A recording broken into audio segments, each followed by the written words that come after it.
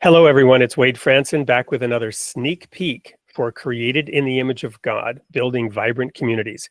I have just an amazing guest here with me in the studio, recording a sneak peek for episode number 150, airing on May 13th.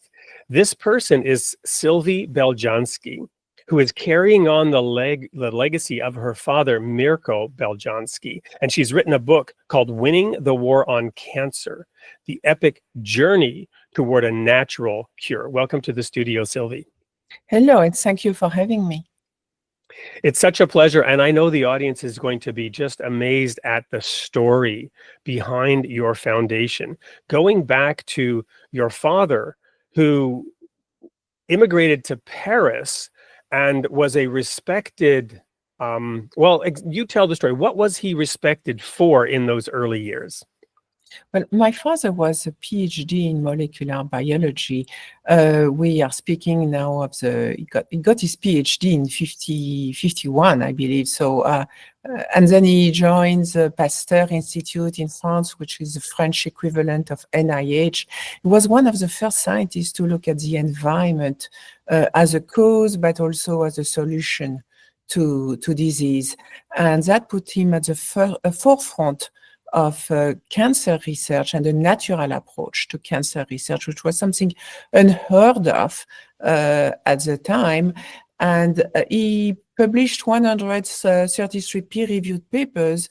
He was very charismatic. He was very much appreciated by his peers, and he worked with a number of doctors who had extremely good results with this approach. However, that put him in collision course with the French government, and the backlash was kind of terrible. We are speaking here of a SWAT team that came to destroy him, destroy his laboratory, try to destroy every evidence of this groundbreaking research. And it's only because there was a second generation willing, able to understand at the right moment, at the right place, that this knowledge was able to survive and to come here now to the 21st century, continue to help people. Is it safe to say that part of the reason he was attacked was that he dared to take his theoretical research and apply it in practical terms to actually help individuals? So much so that the president at the time, François Mitterrand, a very famous leader in Europe, received assistance from him that actually helped him. But the medical establishment, of course, couldn't have this alternative approach gaining the light of day and being successful as an alternative to what we here in the US can call the medical industrial complex. Absolutely.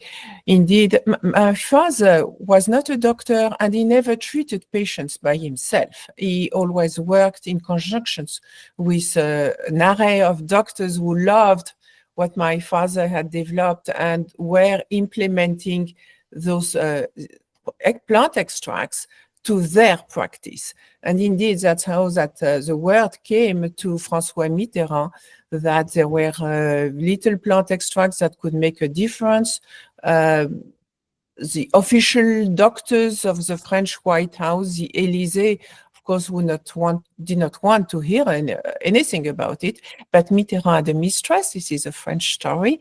And Mitterrand started to take the products, and against all odds, started to get better and better. He was able to finish his second term. And it's only after Mitterrand passed away that the pharmaceutical big business decided that they would not allow natural compounds to do better than synthetic official drugs. And they came down to the laboratory with machine guns, with dogs. I mean, an incredible show to intimidate and destroy. Well, there you have it. That's a wrap on the sneak peek for today. We're not going down some rabbit hole conspiracy here. This is public knowledge. We're going back into history to unpack it and explore how that happened, what Sylvie is doing today, how her foundation is doing an amazing work in education and changing practices. And we'll also see the applications for today and what we should be learning from this. So you're not going to want to miss Created in the Image of God, episode 150, on May 13th, 8 p.m. We'll see you there.